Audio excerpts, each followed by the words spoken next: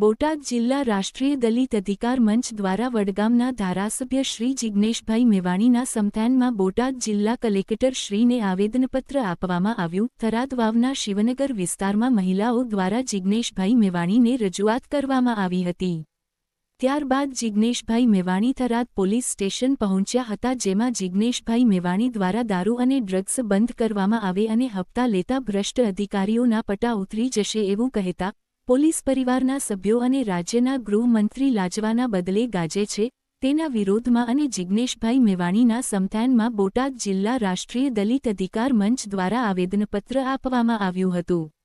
જેમાં બોટાદ જિલ્લા રાષ્ટ્રીય દલિત અધિકાર મંચના પ્રમુખ કીર્તિભાઈ ચાવડા, શહેર પ્રમુખ દિલીપભાઈ મહારાજ અને મહામંત્રી ડુંગરભાઈ સોલંકી અને મુકેશભાઈ, લાલાભાઈ વગેરેના કાર્યકરો હોદ્દેદારો જોડાયા હતા.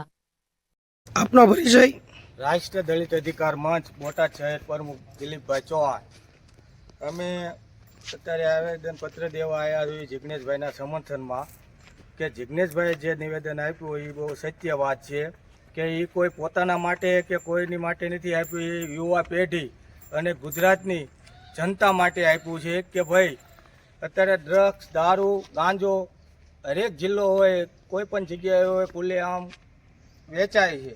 અને યુવા પેઢી જે 17 વર્ષના છે, 18 વર્ષના છે, એ બાળકો જે દેશનું ભવિષ્ય છે, એ બાળકોને અસર પડે છે. એટલે એના માટે અમે આવેદનપત્ર આપ્યું છે. જિગ્નેશભાઈને સાથ સહકાર માટે આવ્યા છીએ અને યુવા પેઢી બરબાદ ન થાય જેથી કરીને અમારી એવી વિનંતી છે કે દારૂ, જુગાર, ગાંજો બધું બંધ થવું જોઈએ.